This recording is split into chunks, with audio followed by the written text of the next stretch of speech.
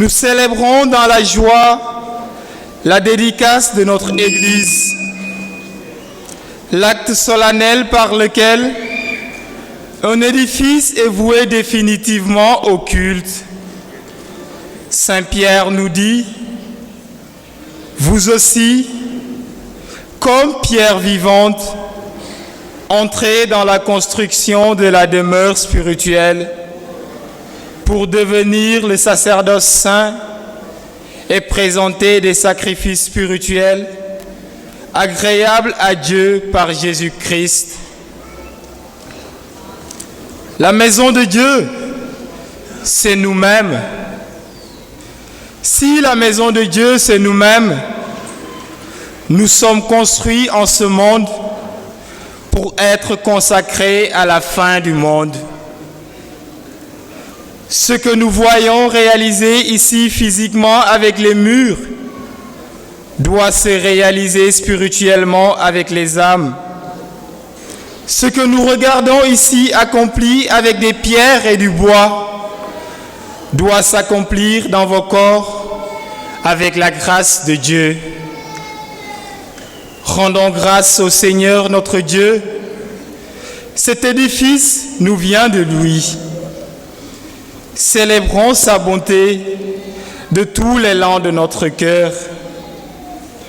Pour que soit construite cette maison de prière, il a éclairé les âmes de ses fidèles. Il a éveillé leur ardeur. Il leur a procuré de l'aide. C'est lui qui a été au commencement de tout cela. Et c'est lui qui l'a achevé. Que son nom soit béni pour les siècles des siècles. Amen.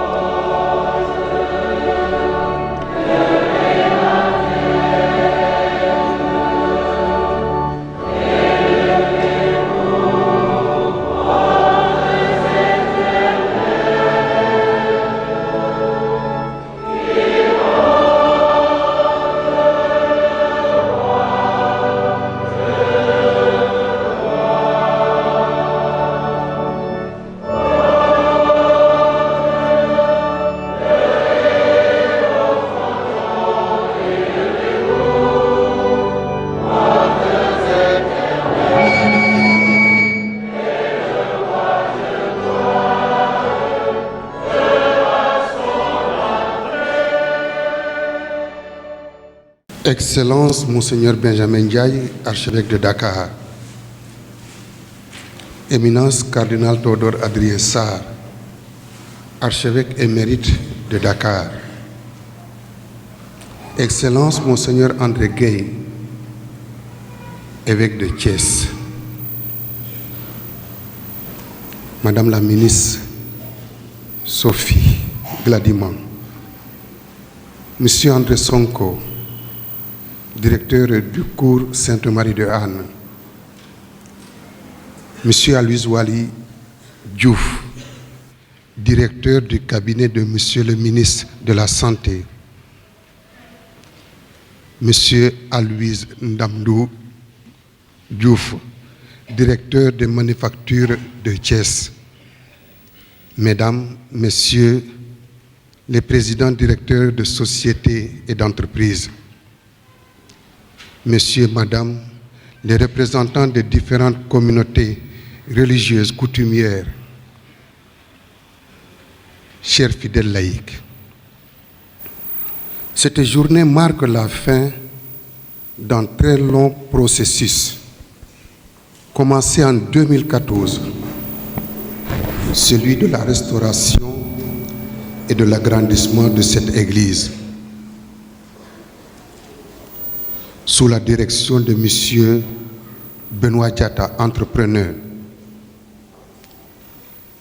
et de M.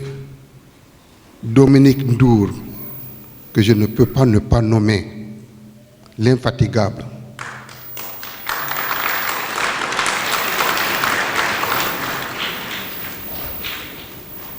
Pado, comme l'appellent les vicaires, toujours présent, nuit et jour. Merci, merci, merci.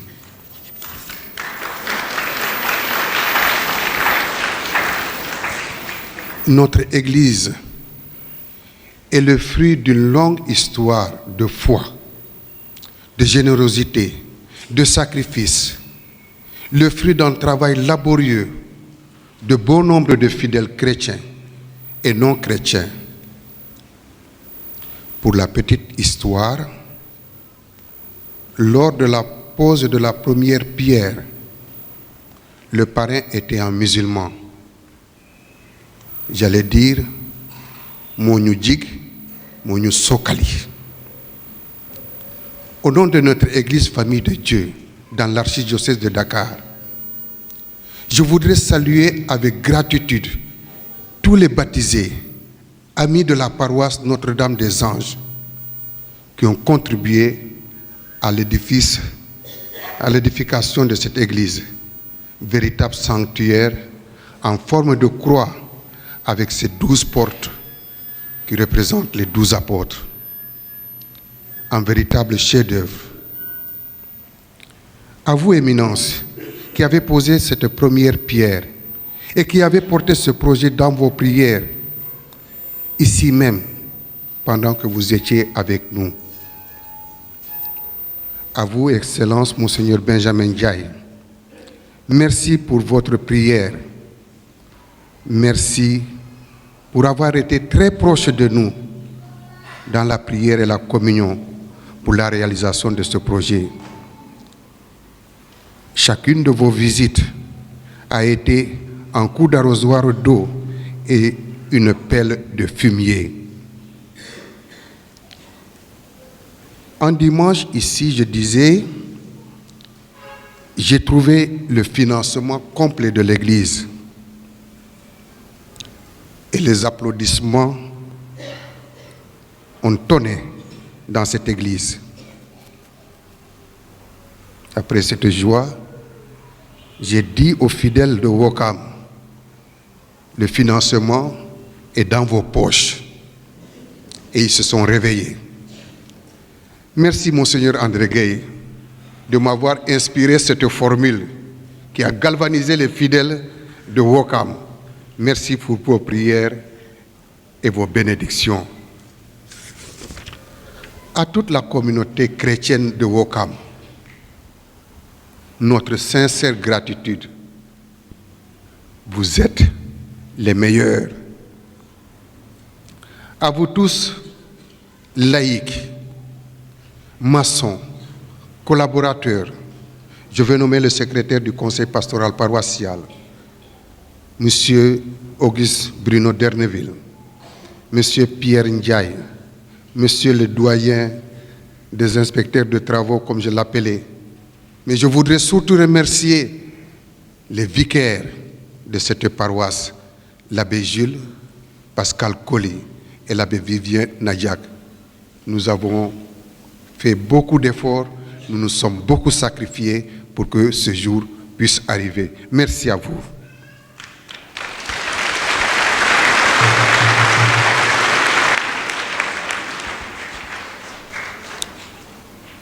À vous, paroissiens de Ouakam,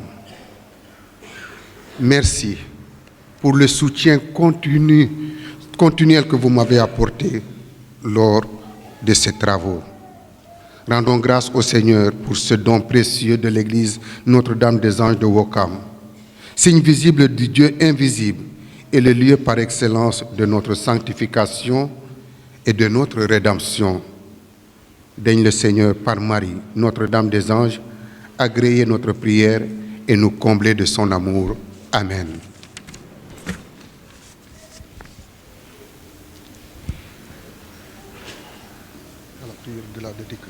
Tu as inspiré ce projet et tu l'as accompagné. Des années durant, nous avons peiné et espéré, mais tu ne nous as jamais laissés seuls.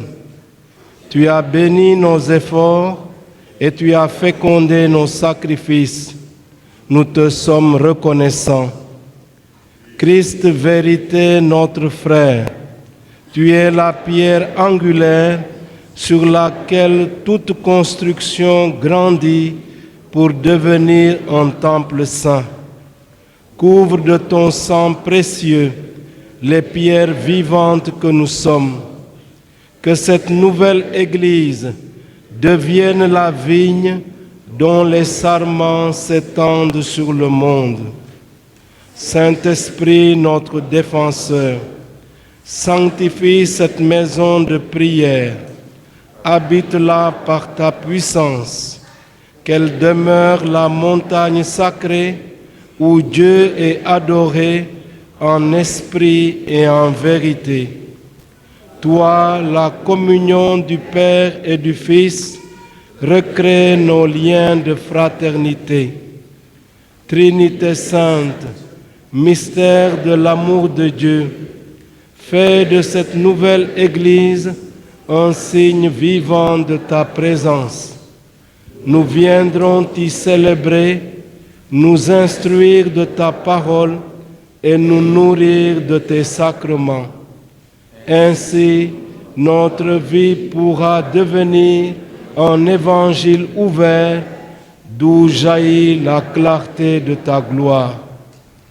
Par l'intercession de la Vierge Marie, Notre-Dame des Anges, et de Saint Joseph, protecteur de la famille de Nazareth, que notre témoignage communautaire brille d'une lumière nouvelle et fasse reculer les ténèbres.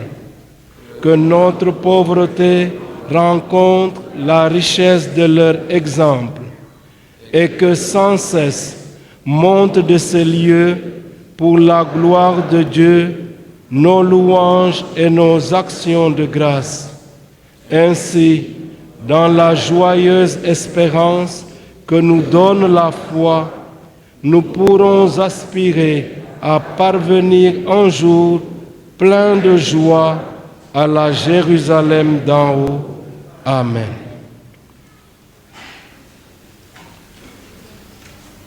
Frères très chers, au moment de consacrer cet édifice par une liturgie solennelle, supplions le Seigneur notre Dieu de bénir cette eau. Elle sera répandue sur nous en signe de pénitence et en rappel de notre baptême.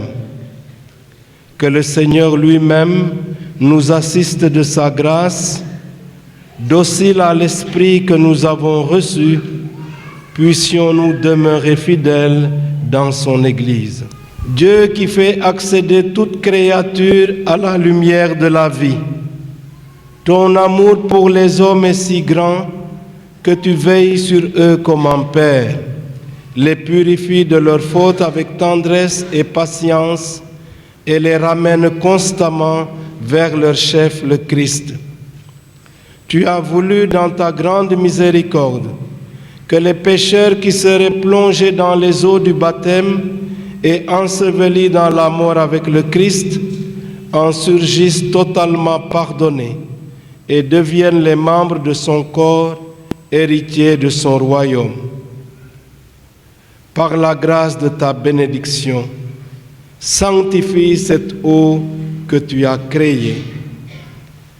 Quand elle sera répandue sur nous, qu'elle soit le signe de ce bain salutaire qui nous a lavés dans le Christ pour que nous devenions le temple de ton esprit. Accorde à ton peuple ici rassemblé, ainsi qu'à tous nos frères et sœurs qui viendront en cette église célébrer tes mystères, de parvenir un jour à la Jérusalem du ciel. Nous t'en prions, Dieu Tout-Puissant, daigne bénir ce sel que toi-même as créé. Jadis, tu avais ordonné au prophète Élisée d'en jeter dans les eaux pour qu'elle n'engendre plus la mort. Permets, Seigneur, qu'en tout lieu où l'on répandra l'eau que nous allons mêler de sel, la présence de ton esprit éloigne l'adversaire et nous protège continuellement. Par Jésus, le Christ notre Seigneur.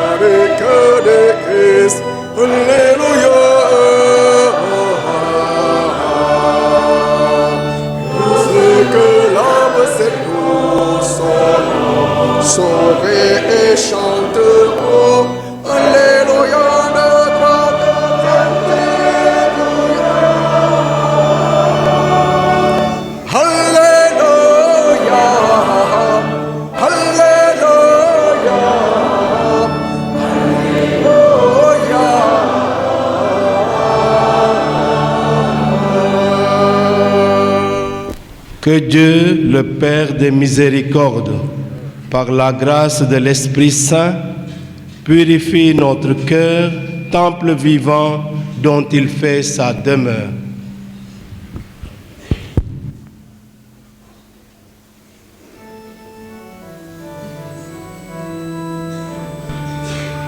Gloria in excelsis Deo.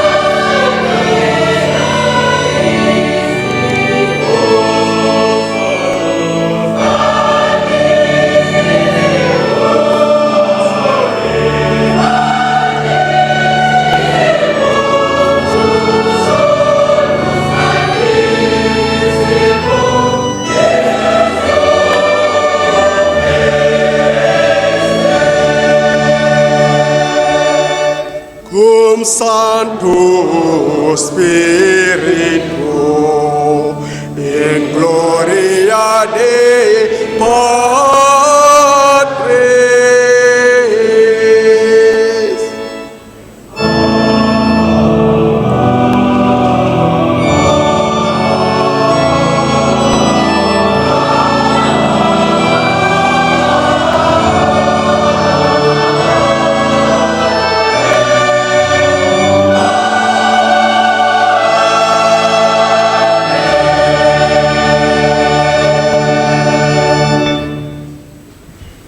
Prions le Seigneur.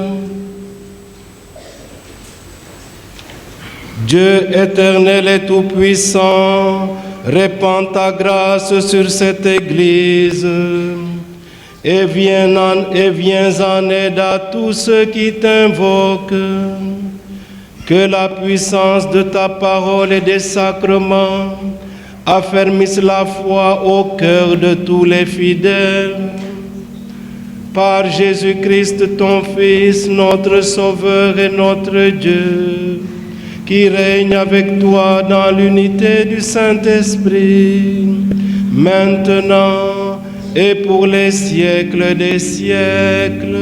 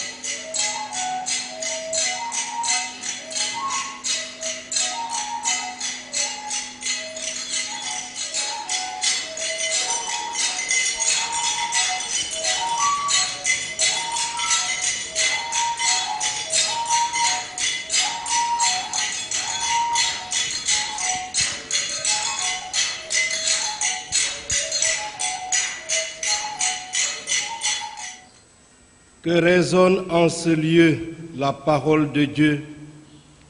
Puissiez-vous y découvrir le mystère du Christ et l'annonce de votre salut dans l'Église.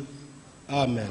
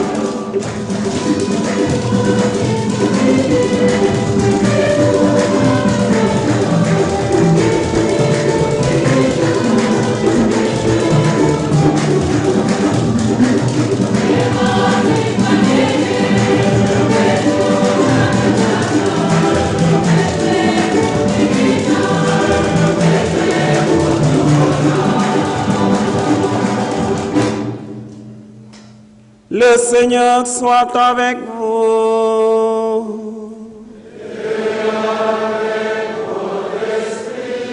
Évangile de Jésus-Christ selon Saint Jean.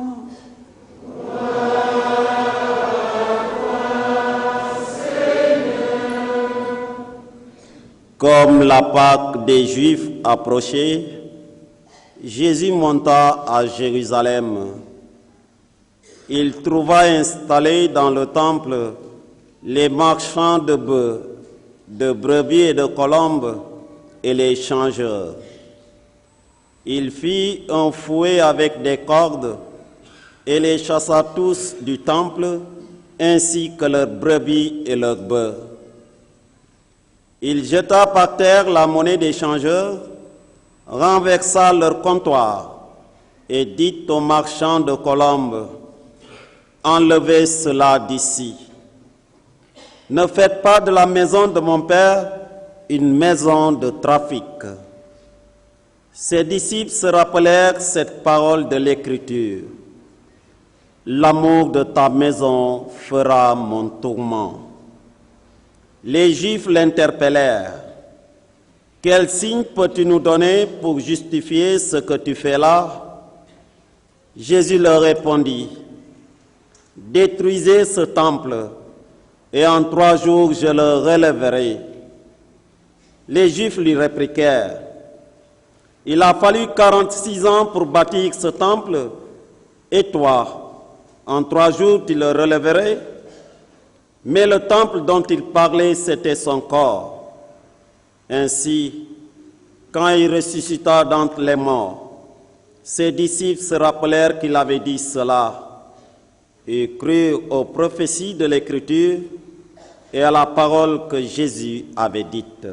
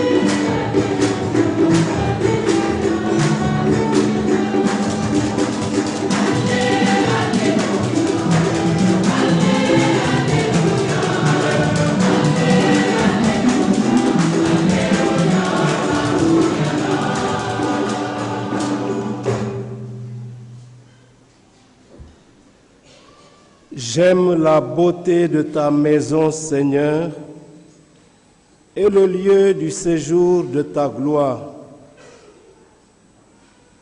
Chers frères dans l'épiscopat, Théodore Adrien Cardinal Sarr, évêque émérite de Dakar,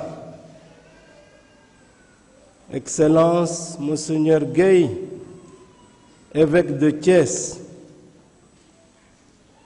chers paroissiens de Notre-Dame des Anges de Ouakam, quel bonheur de vous voir ici rassemblés en ce jour béni qui consacre le fruit de vos efforts dans la communion d'une foi active, comme dit l'apôtre Paul, d'un amour qui se met en peine et d'une persévérante espérance. Oui, ce jour que fit le Seigneur est un jour de joie, alléluia, c'est-à-dire louez le Seigneur. Louons et magnifions le Seigneur qui vous a offert la merveille de l'unité pour bâtir et agrandir sa demeure parmi nous et de le faire ensemble. Abbé Simon Diouf, venez s'il vous plaît. Abbé Vivien Nadjak, venez s'il vous plaît. Allez, Abbé Jules Pascal Colli, venez s'il vous plaît. Et même votre vicaire dominical, Abbé Georges Diouf, venez ici.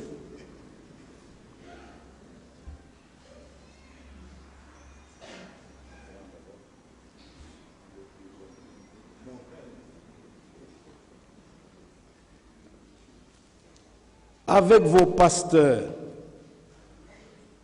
autour de leur curé, Abbé Simon Sonar Diouf, je veux rendre grâce à Dieu. Ils ont su vous mobiliser, vous encourager, vous faire prier et agir en étroite collaboration avec vos différentes structures paroissiales. Bravo à vous tous et applaudissez-vous comme il faut.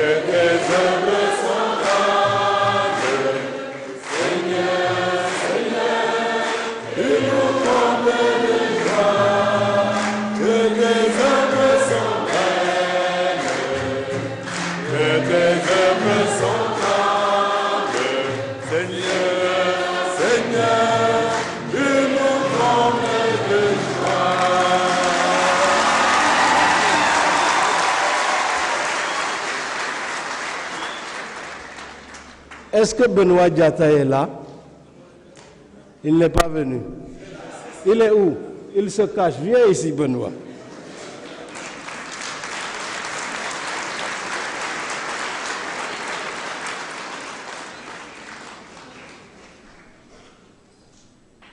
Benoît Diatta, grand entrepreneur devant l'Éternel. J'ai fait sa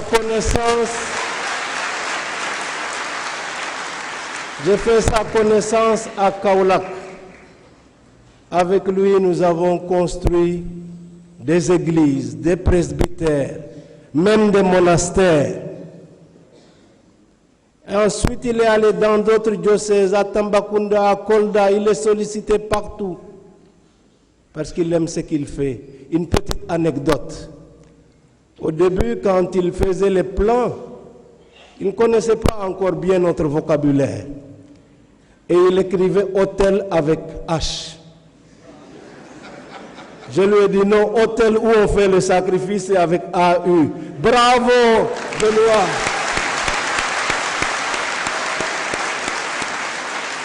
Merci pour tout ce que tu es pour nous.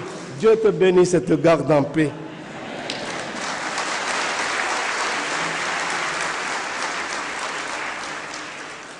Bravo à vous tous.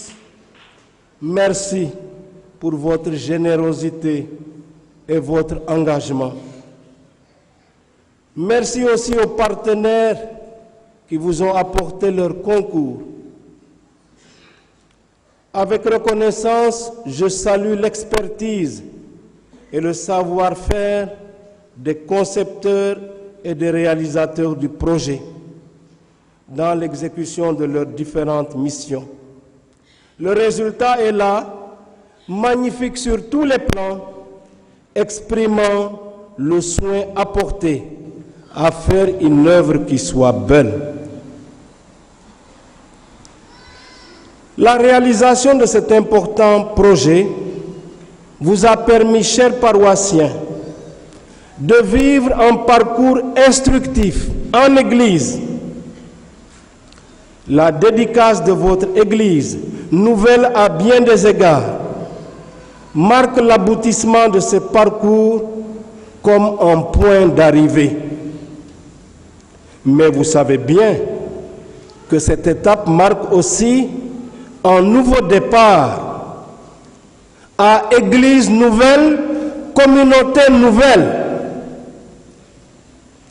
par l'élargissement de vos cœurs et de vos esprits, pour un renouveau de la vie chrétienne dans le témoignage et l'engagement, par l'avancée en eau profonde Comme le dit l'évangile de ce quatrième dimanche, de ce cinquième dimanche du mois du temps ordinaire, avancez en eau profonde pour une nouvelle aventure missionnaire symbolisée par la pêche. À Église nouvelle, communauté nouvelle, par la promotion de familles chrétiennes qui répondent encore plus à leur identité d'église domestique, par une pastorale de vocation qui manifeste l'actualité de l'appel du Seigneur dans la vie conjugale, dans le sacerdoce et dans la vie consacrée.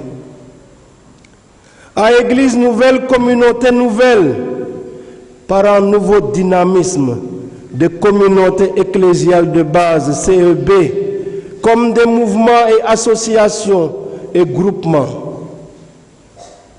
À Église nouvelle, communauté nouvelle, par un meilleur ancrage dans la cité, dans la société sénégalaise, pour y apporter le sel et la lumière de l'Évangile.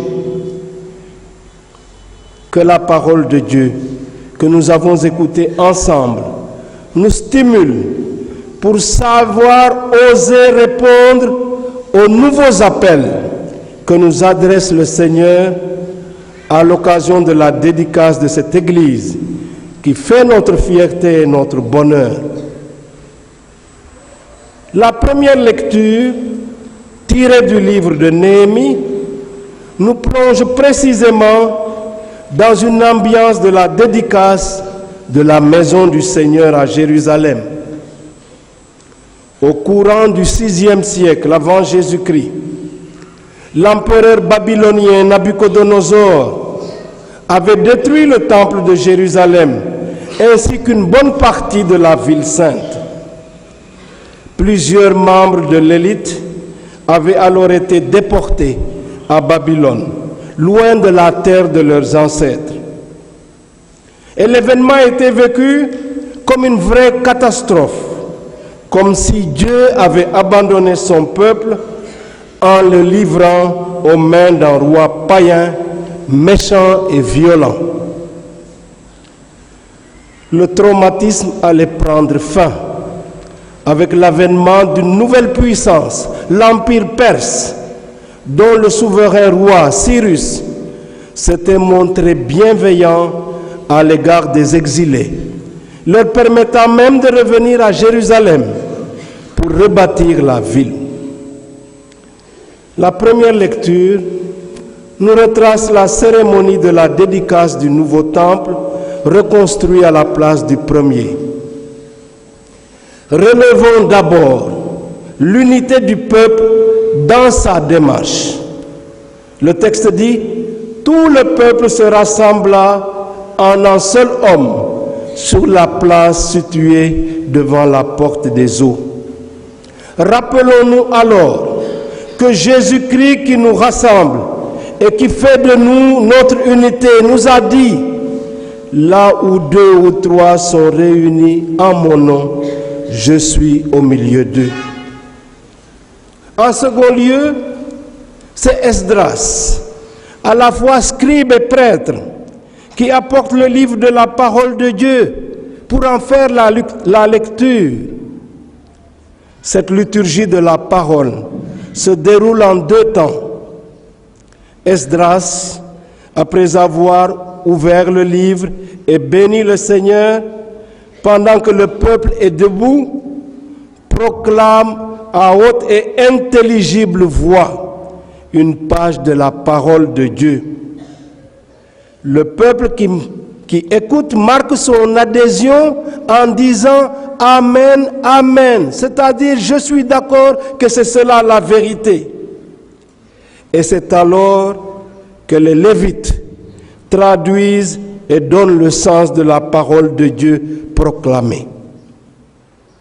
Et avant d'inviter les fidèles aux agapes fraternelles, au repas, en leur disant « Allez manger, buvez », la cérémonie s'étend d'abord depuis le lever du jour jusqu'à midi. en présence des hommes, des femmes et de tous les enfants qui étaient en âge de comprendre. Cette importance donnée à la parole de Dieu, à son écoute, n'est-elle pas une invitation pressante à nous nourrir davantage de cette parole de Dieu? C'est vrai qu'à chaque messe, nous nous alimentons à la table de la parole de Dieu avant de recevoir l'Eucharistie. Mais n'est-il pas possible d'en faire davantage à travers des groupes bibliques, des groupes de partage d'évangile? On reproche parfois aux catholiques leur méconnaissance de la Bible. Mettons-nous à l'école de la parole de Dieu. Créons des groupes bibliques, des groupes de partage d'évangile pour mieux connaître le Seigneur et sa parole. En cette année, ou pour marcher sur les chemins de la vie, nous avons choisi dans notre diocèse de nous mettre à l'école du Christ vérité. Rappelons-nous ces paroles de Jésus dans sa prière à l'intention de ses disciples la veille de sa mort. Père, consacre mes disciples par la vérité. Ta parole est vérité. Pour eux, je me consacre moi-même, afin qu'ils soient eux aussi consacrés par la vérité. Que donc résonne en ce lieu la parole de Dieu, comme nous l'avons dit au début de la liturgie de la parole, mais que cette parole résonne aussi dans nos maisons, dans nos familles, dans nos CEB, dans nos associations. Que le Seigneur soit celui qui nous accompagne, comme il l'a fait avec les disciples d'Emmaüs, pour nous expliquer la parole. Frères et sœurs, approchez-vous du Seigneur Jésus. Il est la pierre vivante que Dieu a choisie parce qu'il en connaît la valeur. Vous aussi, soyez les pierres vivantes qui servent à construire le temple spirituel, et vous serez le sacerdoce saint. Cet enseignement de l'apôtre Pierre, dans la deuxième lecture, nous fait apprécier le mystère de l'Église dans le Christ, pierre vivante, et nous-mêmes comme pierre vivante de l'Église. Mais que faut-il comprendre par pierre vivante? La pierre n'est-elle pas une matière inerte, voire morte? Rappelons-nous d'abord comment Jésus lui-même assimile l'apôtre Pierre à la pierre fondamentale de la construction ecclésiale.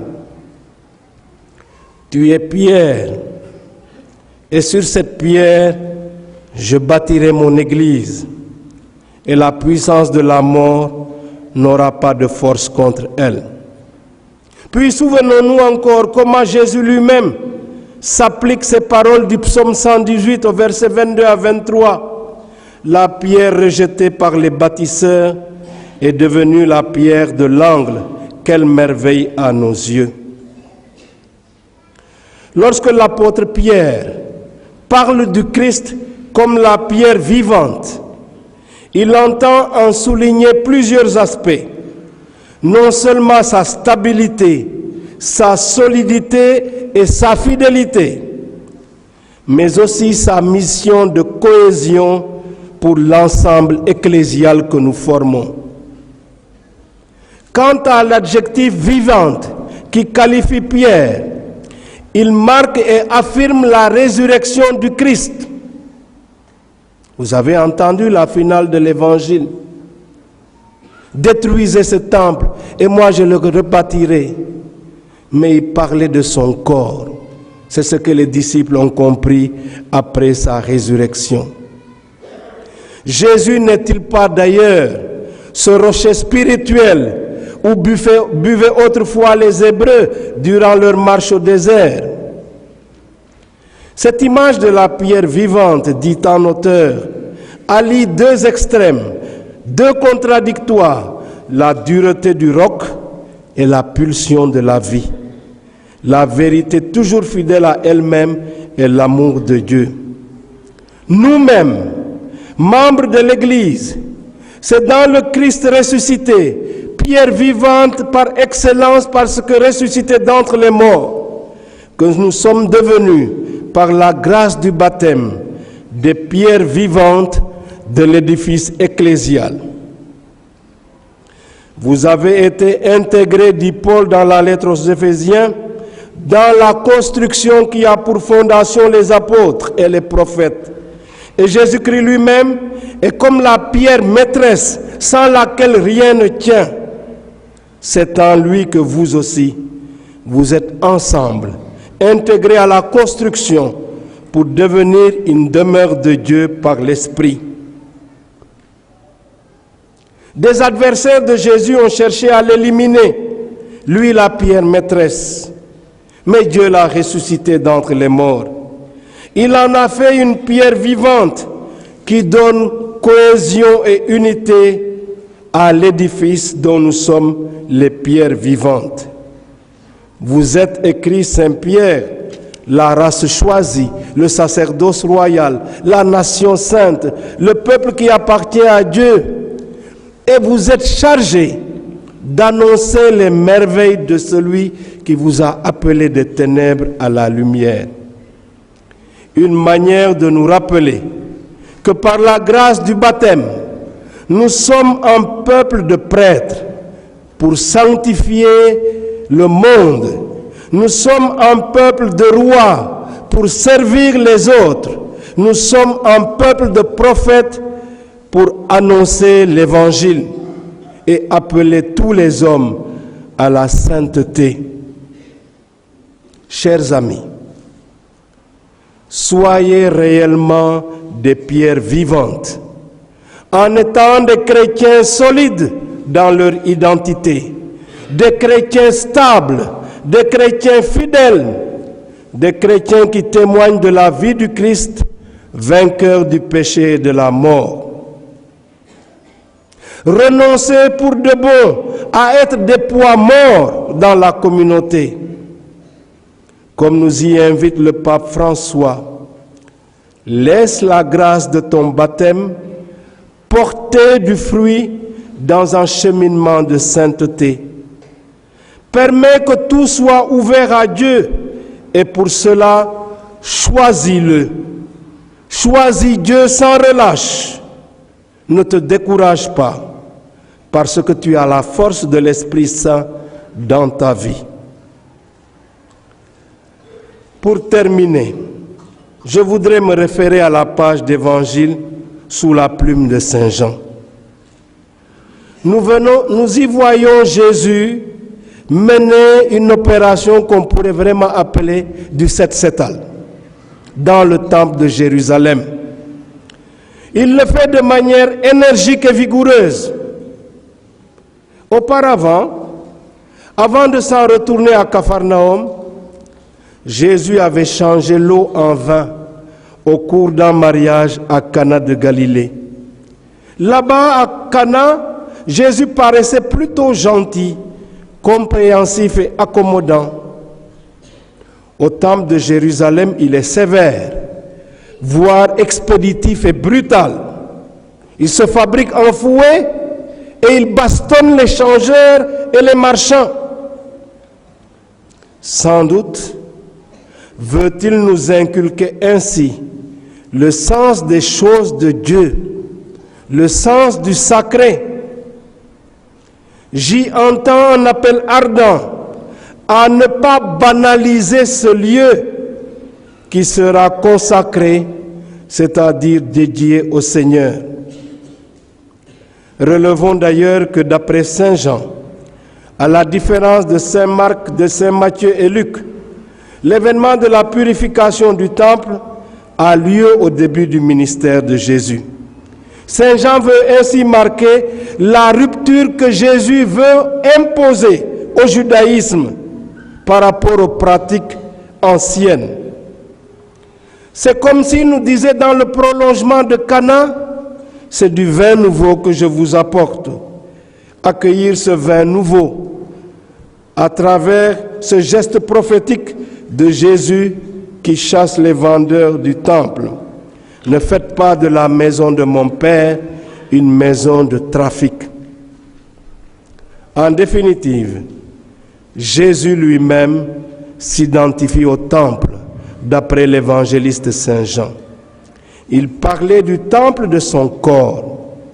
Aussi, lorsque Jésus se leva d'entre les morts, ses disciples se souvinrent qu'il avait parlé ainsi et ils crurent à l'Écriture. Puisque nous sommes le temple de Dieu, puissions-nous, en venant chaque fois ici, reconnaître le don merveilleux que Dieu nous fait d'être ses enfants.